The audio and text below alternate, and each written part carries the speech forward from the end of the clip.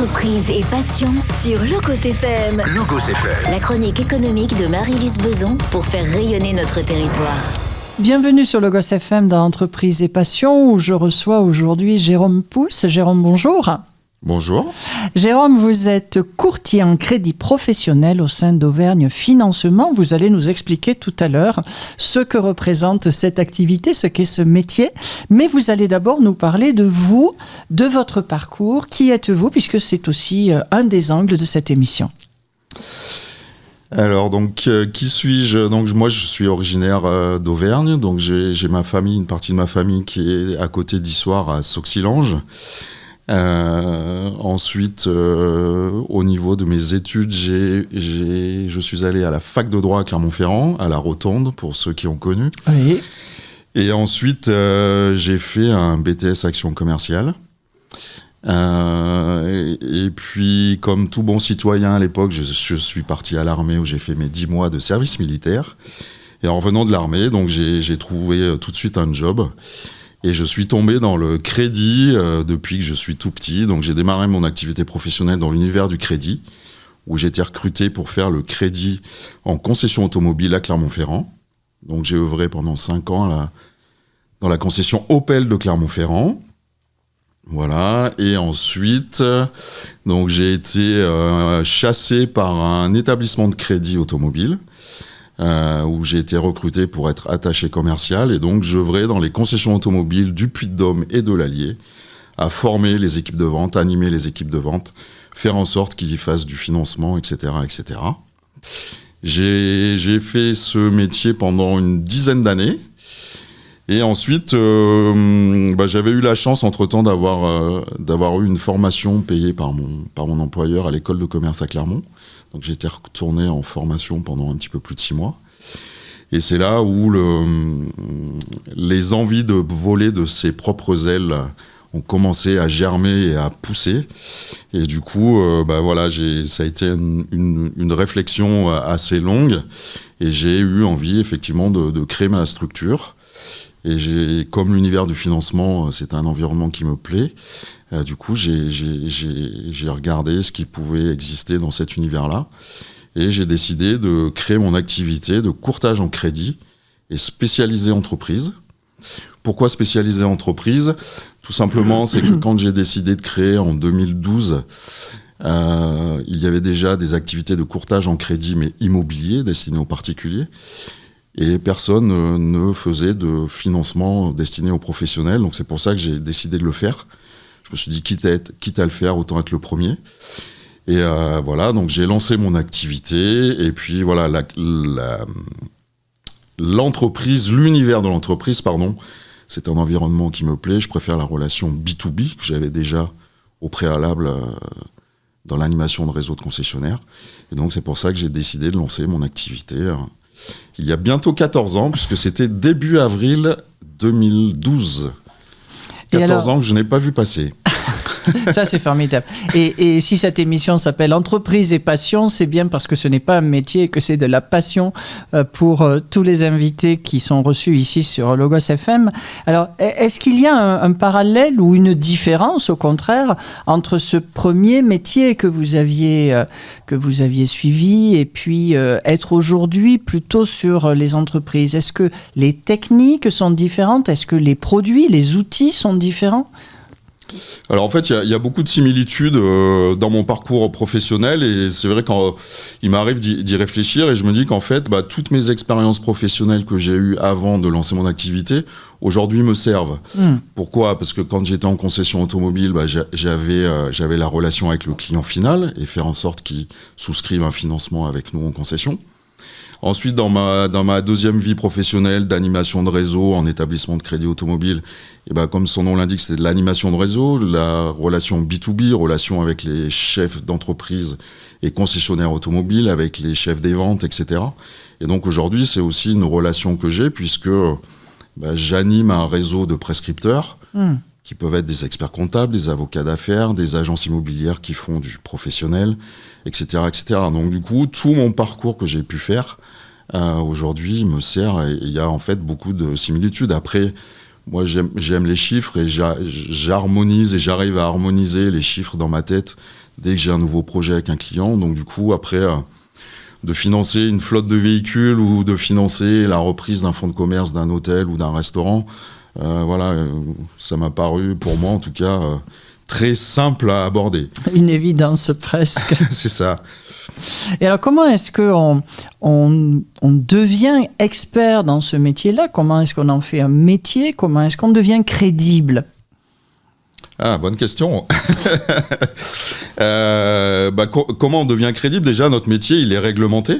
Oui. C'est-à-dire que le courtage en crédit, nous sommes des courtiers IOBSP, qui veut dire intermédiaire en opérations de banque et services de paiement.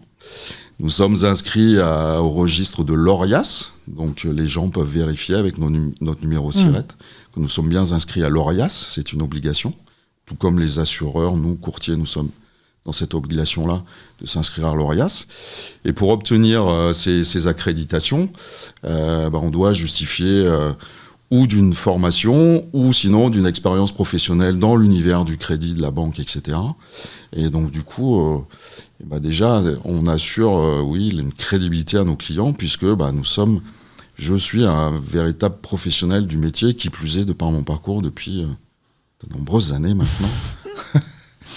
Et vous évoquiez cette notion de prescripteur. Alors on pourrait se dire que spontanément, on va plus vers le monde bancaire quand on est en recherche d'un crédit. Qu'est-ce qui va faire qu'il va y avoir plutôt orientation vers des structures comme les vôtres? Et vous allez nous expliquer un peu plus en détail tout à l'heure, peut-être en nous l'illustrant, j'imagine, ce qu'est votre métier. Mais comment est-ce qu'on va plutôt faire un choix? C'est de la comparaison? Comment ça se passe? Alors moi, dans mon métier de courtage en crédit spécialisé entreprise, au départ, on n'est pas dans la comparaison, c'est-à-dire qu'on n'est pas des chasseurs de taux et aller uniquement chercher un taux, etc. Au départ, le chef d'entreprise ou le futur chef d'entreprise, il nous sollicite pour un accompagnement, c'est un véritable service. En tout cas, moi, j'accompagne mes clients de A à Z. On fait un premier rendez-vous de découverte, etc., découvrir le projet, si c'est une entreprise existante, les bilans, etc., etc., toute l'histoire, parce que c'est important de raconter une histoire aussi aux banques et de rassurer. En fonction du projet, moi, je vais aller visiter le bien. Si mon client rachète un hôtel, je vais aller visiter l'hôtel, parce que c'est important de voir le bien, etc. Et en fait, on vient crédibiliser un projet, le professionnaliser. Et surtout, c'est le fait de connaître les attentes des banques, ce qu'on peut faire, ce qu'on ne peut pas faire, ce qu'il faut éviter de faire, ce qu'il faut faire à la place. Comment on peut travailler le projet en amont pour faire qu'en fait, il soit... on passerait l'expression, mais qu'il soit bankable vis-à-vis de nos banques, et d'amener maintenant, au bout de 14 ans, une crédibilité supplémentaire auprès des banquiers, puisque j'ai des interlocuteurs dédiés dans chaque banque. Et en fait, on se connaît, on a appris à se connaître, ils savent comment je travaille, ils savent qu'il y a une confiance, il y a une confiance qui est installée, et du coup, j'amène une confiance supplémentaire sur un dossier qui fait que... peut-être qu'il n'aurait pas été regardé avec les yeux qu'il aurait fallu. Par contre, moi, quand j'amène un dossier, effectivement, je sais qu'il va être regardé, étudié. Parfois, en 24 heures, on va me dire, non, je ne saurais pas faire. Mais au moins, je le sais. Par contre, après, effectivement, je sais qu'il est en cours d'étude et l'idéal, c'est d'avoir plusieurs accords bancaires. Et là, on regardera l'ensemble des conditions, de taux, de garantie, etc., etc. Et puis au final, c'est le client qui choisit et qui valide, parce qu'il y a aussi une question de feeling, c'est-à-dire le chef d'entreprise, s'il a le feeling ou pas avec la personne dans l'établissement bancaire, c'est quand même important, parce qu'après, ils vont s'appeler tous les jours ou presque. Donc c'est aussi important. Donc c'est pas forcément la solution la moins chère qui va être retenue par mon client, en fait. Et cette démarche, justement, presque d'audit que vous faites... vous auriez des exemples où vous êtes allé pousser, porter, faire évoluer le porteur de projet, le repreneur, sans donner de nom bien évidemment, mais pour qui vous avez pu interpeller en disant là ça va pas tout à fait, il faudrait plutôt faire ça et ça. Est-ce qu'il y a cette écoute de la part de vos clients pour faire évoluer leur projet, parce que vous avez cette expertise-là? Donc effectivement, mon métier, et je le dis tout de suite à mes clients, mon job, c'est aussi de dire tout de suite aux clients ce qui va, sur son dossier, mais aussi ce qui ne va pas, bien sûr. Et ce qu'il faut améliorer. Certes, aujourd'hui, il faut de l'apport sur un projet. Donc effectivement, si on n'a pas assez d'apport, je vais le dire tout de suite. Voilà, ce que je fais rapidement, c'est que j'établis un plan de financement et c'est ce qui va parler aux banquiers. Donc du coup, tout de suite, effectivement, en harmonisant les chiffres, parce qu'il y a aussi une façon de présenter les chiffres que ne va pas forcément savoir le client. Bien sûr. Et de voir tout de suite ce qui va pas, et dire écoutez, voilà, il y a tel point, il faut qu'on le retravaille. Il faudra, certes, il y a la partie apport, mais il y a des travaux, il veut faire des travaux dans ses locaux, on n'a pas les devis. Voilà, c'est pour éviter toutes les mauvaises surprises en fait. Plus on a d'éléments, plus on sécurise en amont. Et plus on a de chances effectivement d'obtenir le financement. C'est pas pour embêter mes clients, mais c'est simplement on va plaider sa cause auprès de la banque. Donc du coup, plus on a d'éléments factuels, plus on a de chances effectivement d'aller au bout du projet. C'est toute cette vision-là de sécuriser. Voilà, des fois, je leur dis, je le fais exprès, un peu sur le ton d'humour, en disant que je vais être embêtant sur les papiers, etc. Mais effectivement, j'en demande même peut-être plus qu'il n'en faut, mais je considère que je ferais mal mon travail si j'avais pas toutes les informations, tous les éléments à un dossier, en fait. Et ça peut remettre en cause certains projets, parfois ? Alors, ou les faire évoluer. Oui, bien sûr, oui. Alors, parce que tout est important dans un projet. C'est ce que je dis à mes clients. C'est le profil du client. Si, par exemple, il est repreneur d'une entreprise, c'est son profil, son histoire de vie. Mais en fait, c'est aussi son profil à titre privé. C'est c'est comment on regarde le fonctionnement des comptes. Alors, on est soumis au secret bancaire. Donc, bien effectivement, sûr. des relevés de comptes, moi, j'en vois tous les jours. Mais c'est un projet, il tient à peu de choses. C'est un fonctionnement de compte bancaire à titre personnel. Pourquoi ? C'est pas pour savoir s'il va plus dans une enseigne ou dans une autre pour faire ses courses. Mais c'est que simplement, le reflet des relevés de compte d'aujourd'hui, c'est le reflet de la gestion de l'entreprise de demain. Bien Donc sûr. du coup, y compris des relevés de compte, sont importants. Donc il y a certes la notion d'apport, mais on peut avoir 50% d'apport, mais avec des relevés de compte qui sont pas corrects, avec des choses que n'aiment pas voir les banques. Moi, je peux dire, écoutez, non, je suis désolé, je prends pas votre dossier. Bien sûr, à tout moment, le projet, enfin, pour ma partie, à tout moment, le dossier peut, entre guillemets, s'arrêter et dire, écoutez, non, je considère que votre projet, en tout cas, je pense que je n'y arriverai pas. Donc, Oui, j'allais vous poser la question justement de est-ce que dans ce cas-là, vous arrivez à influer sur ce que vous appelez la vie personnelle du client, ou est-ce que la finalité, c'est de dire stop, quoi ? Alors après, effectivement, on peut retravailler un projet. Moi, il m'est arrivé, j'ai un souvenir sur un dossier où effectivement, on a décalé le projet de 2 ou 3 mois parce qu'on a retravaillé certains éléments sur le projet. Et on a attendu 2 ou 3 mois et au final, après 3 mois, moi j'ai monté mon dossier, j'ai obtenu des accords bancaires. Des fois, il vaut mieux décaler et aller mieux armé à la guerre plutôt que d'essayer et on va pas y arriver. On a rarement beaucoup de chances de faire bonne impression. Enfin, j'ai plus l'expression, mais vous m'avez compris. et justement, cette dimension de... parce que ça peut être violent pour certains porteurs de projets, j'imagine, d'avoir cette interpellation. Quand on porte un projet de création ou de reprise, c'est le plus beau du monde. Et si on n'y croit pas soi-même, peu y croiront autour. Ils acceptent cette vision-là, votre argumentation ? Comment est-ce qu'ils le prennent ?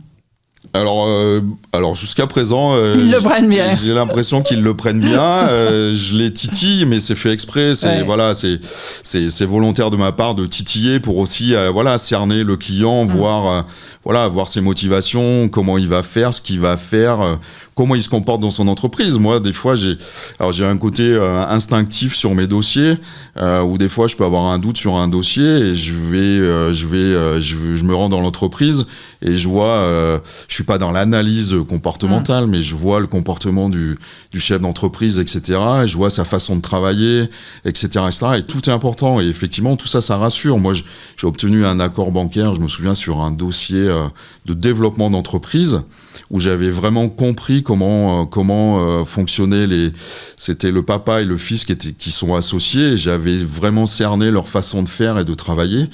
Et c'est très rassurant. Et c'est en partie grâce à ça que j'ai obtenu un accord bancaire. Parce que j'ai dit à mon partenaire bancaire, je lui ai dit, écoute, viens, on fait un rendez-vous avec mes clients, tu leur poses toutes les questions. Je n'influence pas, tu te fais ton idée. Et à la fin, tu dis oui, tout le monde sera content. Tu dis non, on sera un peu déçu. Et effectivement, à la fin de l'entretien, il m'a dit, tu avais raison, ce sont des gens bien. Et effectivement, parce que j'avais compris leur système de fonctionnement, de gestion d'entreprise, et on a fait le projet. Alors que sur le papier, ce n'était pas franchement gagné, si je comprends bien. C'était pas facile, c'était un gros projet de développement. Il y en avait, alors j'ai plus les montants en tête, mais on était sur une tranche de à plus de 500 000 euros, etc. Donc voilà, ça commence à faire des montants importants. Bien sûr. Et au final, on a fait le projet. Donc c'est pour ça que tout est important dans mon métier. En tout cas, moi, mon approche, elle est aussi humaine. Merci d'être resté avec nous dans Entreprise et Passion sur Logos FM, où je reçois aujourd'hui Jérôme Pousse. Jérôme, qui est courtier en crédit professionnel au sein d'Auvergne Financement. Vous nous avez expliqué, Jérôme, être auvergnat de Sauxillanges, très précisément, et qu'après une fac de droit, un BTS en action commerciale et le service militaire, vous êtes tombé dans le crédit auto d'abord pendant 10 ans, et puis suite à une formation, eh bien, l'envie d'être indépendant, toujours spécialisé dans ce domaine du crédit, mais cette fois en entreprise depuis 2012, 14 ans déjà dans ce métier réglementé. Alors une question un peu pratico-pratique, comment est-ce que les clients arrivent jusqu'à vous, Jérôme Pousse ? Alors comment arrivent jusqu'à moi mes clients ? Essentiellement par prescription. Donc aujourd'hui, je me suis attaché à développer un réseau de prescripteurs qui peuvent être des agences immobilières qui font du professionnel, des experts comptables, des avocats d'affaires, notaires, etc. Tout ce qui gravite autour de l'entreprise. Et l'objectif, c'est effectivement d'être prescrit. Donc c'est avant tout aussi d'avoir tissé une relation de confiance avec ses partenaires, d'apprendre à se connaître et de savoir comment les uns les autres on travaille. Et c'est vrai que pour moi, c'est important, la confiance, c'est un maître mot, confiance entre ses partenaires et ses clients. Donc essentiellement et idéalement, c'est via prescription, puisque le client va venir, je vais mettre des guillemets, mais plus facilement ou plus ouvertement. Plus en confiance, là aussi, j'imagine. Effectivement, pour venir faire un rendez-vous avec moi et voir et envisager son projet de développement ou de création ou de rachat d'entreprise. Donc se dévoiler complètement, parce que je suppose qu'il vous faut comprendre l'intérieur de chaque projet, les tripes de chaque porteur de projet. Alors, comment se passe de manière très pratico-pratique une première rencontre, un premier échange ? Parce qu'il faut y aller d'entrée de jeu, là. Bien sûr.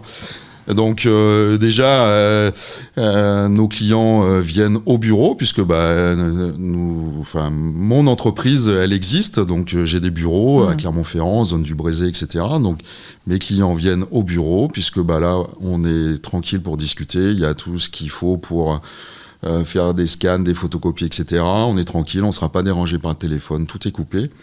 Et après, l'important, c'est le client. Donc moi, je lui pose quelques questions, mais l'important, c'est lui. Donc j'ai besoin de savoir qui il est, ce qu'il a fait, son histoire de vie qui est importante, son histoire professionnelle, son activité, etc., etc. Comment il l'envisage, quelle stratégie il a, comment il veut développer, etc., etc. Et donc là, c'est important pour comprendre son projet. Ensuite, on va rentrer un peu plus en détail de son projet, effectivement, en fonction de son projet de financement. Si l'entreprise existe, c'est évidemment de regarder ses bilans, d'aller voir les points principaux dans le bilan qui font que le projet, on pourra aller plus loin ou malheureusement ne pas aller plus loin. Voilà, donc c'est regarder les chiffres, c'est regarder son plan de financement, ses besoins, comment on peut harmoniser l'ensemble pour faire que le banquier, mon partenaire bancaire, comprenne le dossier, parce qu'en fait, c'est aussi mâcher le travail et faire que à la banque, mes partenaires comprennent tout de suite le projet. C'est vraiment de comprendre, c'est aussi d'aller visiter en fonction des besoins de financement. L'entreprise existe, elle se développe, elle veut s'agrandir, etc. C'est d'aller visiter, c'est important, c'est primordial, puis c'est de l'intérêt pour mes clients. C'est de l'intérêt pour mon dossier, puisque en allant visiter, j'aurai aussi des informations complémentaires, on voit l'environnement, etc., etc. Et l'important, c'est au final de pouvoir argumenter le plus possible, par du factuel, bien sûr, un dossier de financement et le sécuriser au maximum et le professionnaliser. Et cette démarche, vous nous avez dit tout à l'heure que c'était un métier réglementé, donc dans lequel la confidentialité est totale, qu'elle soit bancaire, qu'elle soit humaine, qu'elle soit comptable, enfin absolument à tous les niveaux. À quel moment allez-vous commencer à tenter, entre guillemets, d'influer sur le montage du dossier en vous rendant compte de certains points qui peuvent aller ou ne pas aller? Comment est-ce que vous arrivez à faire passer ce message-là vis-à-vis du client? En fait, alors moi, le fait d'être dans l'univers du financement depuis tout le temps, je vois tout de suite en fait ce qui va et ce qui va pas. Donc mon métier, c'est aussi de ne pas faire perdre du temps à mes clients, accessoirement de ne pas en perdre également. Donc tout de suite de voir ce qui va et ce qui va pas et de tout de suite le dire. Voilà, tel point, ça va pas, il faut qu'on retravaille. Là, on peut pas faire comme ça, il faut faire autrement. Là, on a besoin de devis, on a besoin d'un business plan, on a besoin d'une étude de marché, j'ai besoin de connaître les prix de vos concurrents, est-ce que vous êtes au bon prix ou pas, etc., etc. Donc tout de suite, c'est de dire les choses et de dire voilà comment on peut le faire, là, on peut pas faire comme ça, etc. C'est aussi ce que j'amène, c'est de la transparence et de pas passer plusieurs semaines sur un projet qui au final n'ira pas au bout puisqu'on n'a pas toutes les bonnes informations. C'est aussi faire travailler le chef d'entreprise sur son projet, puisque avant tout c'est son projet. Donc il y a une forme de co-construction permanente dans laquelle vous l'accompagnez au fil des semaines, mois. Idéalement, c'est plutôt semaine. Après, effectivement, il y a des dossiers qui peuvent être plus ou moins longs. Mais voilà, c'est au cours des semaines. Après, évidemment, c'est aussi de connaître le calendrier du projet. Et en fonction, évidemment, on va aussi faire en sorte que le chef d'entreprise avance. Ce qui est bon signe, c'est que quand le chef d'entreprise est réactif. Tout est important dans un dossier, y compris la réactivité. Et des moments justement comme ça d'évolution d'un dossier, puis de réussite, j'imagine, derrière. Comment est-ce qu'en tant que chef d'entreprise, c'est une forme d'évolution pour soi-même? Qu'est-ce qu'on apprend à chaque fois au travers de chaque dossier et puis de reconnaissance aussi? Bref, alors qu'est-ce qu'on apprend? Alors, je pense qu'on apprend à chaque dossier, puisque ce qui fait là aussi la richesse de mon métier et ce pourquoi j'ai voulu le faire dans l'univers de l'entreprise, c'est qu'on rencontre des secteurs, des chefs d'entreprise ou des futurs chefs d'entreprise dans plusieurs secteurs d'activité, aussi bien dans l'univers du café, hôtel, restaurant, que de l'industrie, que de l'artisanat, profession libérale, etc. Déjà, c'est ce qui fait la richesse de mon métier, d'avoir une vision plutôt globale de beaucoup d'activités. Et c'est aujourd'hui, grâce à cette expérience et les années qui viennent de s'écouler, c'est aussi d'amener ça à mes clients. Moi, tout de suite, en visitant par exemple une affaire dans l'univers du CHR, tout de suite je vais avoir des informations même sans qu'on me les demande. C'est l'œil. C'est l'œil, voilà. Je vais savoir combien ils peuvent faire de clients par jour, etc. Enfin voilà, j'ai cette vision-là avec l'expérience. Donc c'est aussi tout ça que j'amène à mes clients. Des projets, Jérôme Pousse? Des projets? Des projets pour Auvergne Financement? Les projets, alors effectivement, il faut toujours avoir des projets. L'objectif, c'est de continuer à se développer. Voilà, quand j'ai créé, c'était alors en toute modestie, mais d'être un acteur incontournable du financement d'entreprise. Et voilà, c'est ce que j'essaye de m'attacher à faire tous les jours avec cette confiance et d'être un acteur incontournable dans cet univers-là, une reconnaissance de mes partenaires, c'est important, des banquiers aussi, puisque ce sont des partenaires, je ne suis pas contre les banques, mais aussi avec les banques, puisqu'il peut m'arriver de les interroger en amont d'un projet, en leur demandant ce qu'ils en pensent et comment on pourrait l'envisager, etc. Donc tout est important, et du coup, voilà, si tant est qu'il y ait des projets, c'est de continuer cette activité-là enrichissante et d'être un acteur incontournable, ou l'acteur incontournable. C'est pour ça que vous êtes sur Logos FM, tout à fait. En tout cas, un grand merci Jérôme Pousse, grand merci à vous encore une fois d'avoir été fidèle à Entreprise et Passion, et puis à très bientôt sur l'antenne de Logos FM. C'était Entreprise et Passion sur Logos FM, la chronique économique de Marie-Luce Beson pour faire rayonner notre territoire.